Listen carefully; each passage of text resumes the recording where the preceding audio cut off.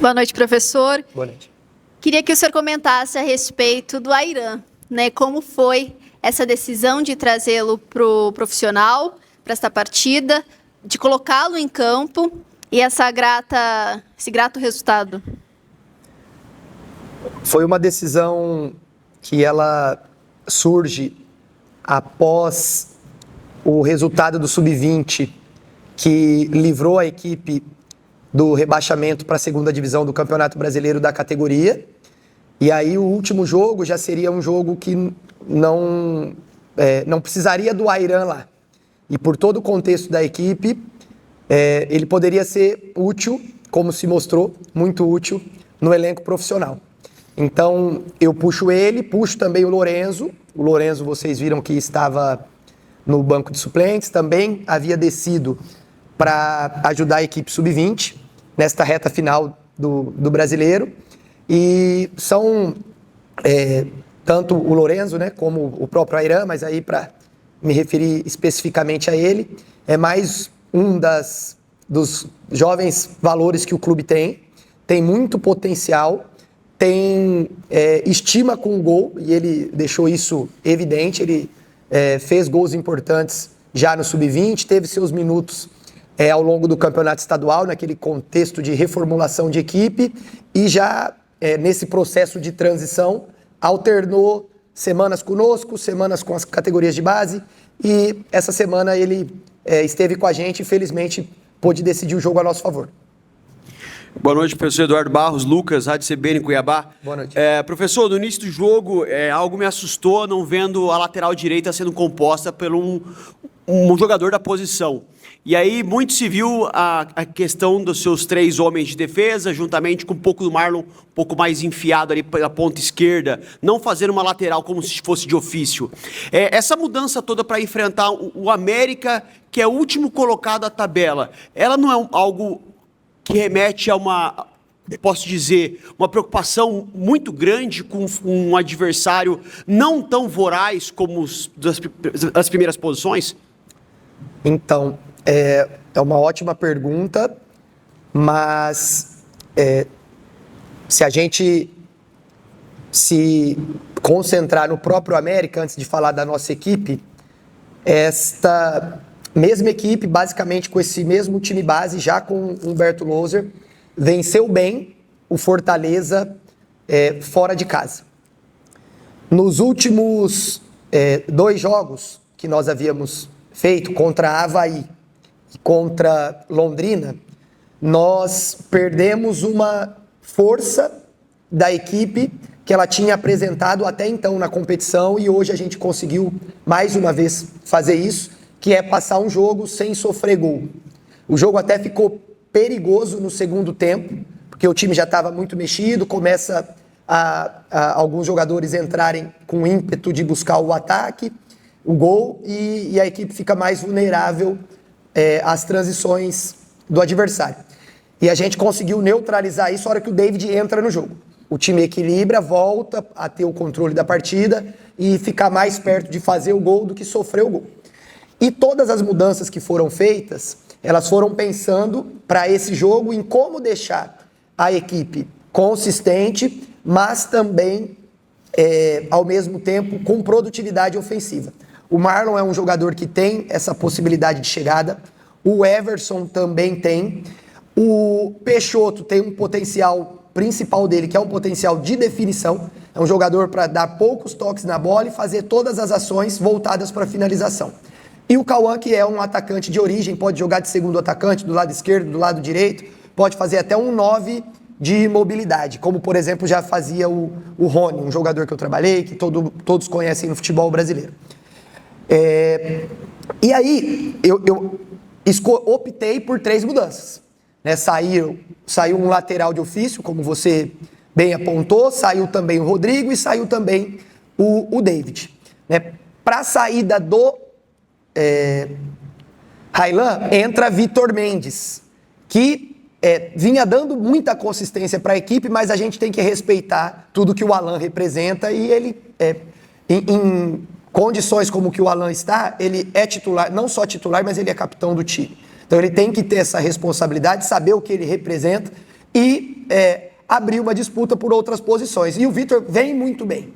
Então eu optei por utilizar o Vitor, tirar um lateral de origem e espetar o Cauã aberto. E se você lembrar, o Cauã faz um gol assim contra a Ponte Preta, participa do gol contra o Vila Nova e faz muitas jogadas também pela ponta no jogo do Avaí. E no jogo do Londrina é muito decisivo para o nosso empate já nessa posição. Então passa por isso essa escolha e também do Everson para o David poder ter a oportunidade de entrar nos jogos, porque ele não estava conseguindo performar no mesmo nível iniciando o jogo. O David teve uma lesão no início da temporada, os movimentos do time esse ano são um pouco diferentes do ano passado, ele precisa se adaptar a essas novas funções e ele tem condição disso, mas eu entendia que o Everson estava no melhor momento. Então foi isso.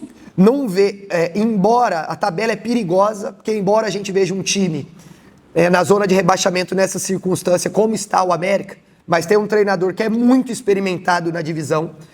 A equipe vem fazendo boas partidas, como eu disse, ganhou do Fortaleza bem, jogou contra o Criciúma, poderia ter vencido o jogo, tomou um gol de arremesso lateral num lance isolado que o César Martins ataca a área e faz o gol, num jogo que foi muito equilibrado, que o América poderia ter tido outro resultado seguramente. Então essa é a competição, a gente tem que respeitar muito todos os adversários e a cada jogo a gente vai escolher aquilo que a gente entender que é o melhor 11 para iniciar a partida. Lembrando que a partir da semana que vem a janela nacional já está aberta, então nós temos possibilidade de estrear jogadores que já vão estar na convocação seguramente na viagem para a partida contra o São Bernardo e a gente entende que esse fortalecimento, essas variações que a equipe pode ter do seu 11 inicial, deixam a equipe mais imprevisível para o adversário e, ao mesmo tempo, mais consistente para os desafios da competição.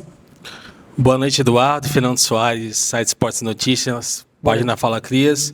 Eu queria que você comentasse sobre essa gangorra que a Série B né? Uma faca de dois gumes. Até os 89 minutos, o Cuiabá vinha empatando e poderia terminar a rodada até na 14ª colocação. Fizeram um gol nos acréscimos, foram para a nona colocação, estão a 2 pontos do Juventude, aquele time que abre a zona de playoffs. E eu queria que você explicasse essa faca de dois gumes que é a Série B. A sua pergunta é autoexplicativa, porque essa é a divisão. Qualquer time pode ganhar de qualquer adversário, seja em casa, seja fora. Não dá para a gente prever resultados. A emoção do futebol ela está nessa imprevisibilidade, a gente não saber o que vai acontecer, por mais que exista, aparentemente, a priori, uma distância financeira, econômica, estrutural, de qualidade de jogador entre as equipes. Então a Copa do Mundo mostra isso a todo momento, a Série A do Campeonato Brasileiro mostra isso a todo momento, embora tenha um deslocamento de diferença de orçamento entre os principais times da Série A com aqueles que lutam por outros objetivos na competição, e a Série B, os orçamentos, o distanciamento ele é muito mais achatado, e isso se reflete na tabela de classificação. Hoje nós temos quase 50% de aproveitamento, que é um aproveitamento que nos deixa exatamente na região que estamos. Para 50%, a gente teria uma possibilidade de terminar a rodada em 8º, nós estamos em 9º, com os resultados da rodada a gente pode ficar em 10º ou 11º, que é um percentual condizente com a nossa pontuação. E qual que é a nossa missão? Fazer o possível para, nos próximos desafios que a gente tem ainda nesse primeiro turno, diminuir o nosso distanciamento para o G6, que é um objetivo que a gente tem muito claro na competição. Eduardo, na última semana, né, houveram mudanças consideráveis no plantel do Cuiabá. Saíram alguns jogadores, chegaram outros. Queria saber do Eduardo, esse time que está sendo montado aí para o segundo semestre é bem mais forte e competitivo do que o time que o Eduardo pegou lá no começo do ano? Seguramente vai ser um time mais forte pela própria história dos jogadores que estão chegando. Fábio Gomes é um jogador com experiência internacional, muito acostumado com o gol. já tem números importantes na própria Série B do Campeonato Brasileiro. O Pedro Henrique, embora tenha menos história no futebol brasileiro, mas é goleador também por onde passa, Portugal, China. O Wesley Dias é um jogador da divisão. O Igor, que chegou, é um jogador que eu peguei começando no Juventude e ele sai já negociado com o Curitiba, tem experiências de Série A, Série B do Campeonato Brasileiro, também experiência internacional. Então o Jean Dias é um jogador que também tem minutagem boa na Série A, na Série B foi decisivo nas suas diferentes equipes.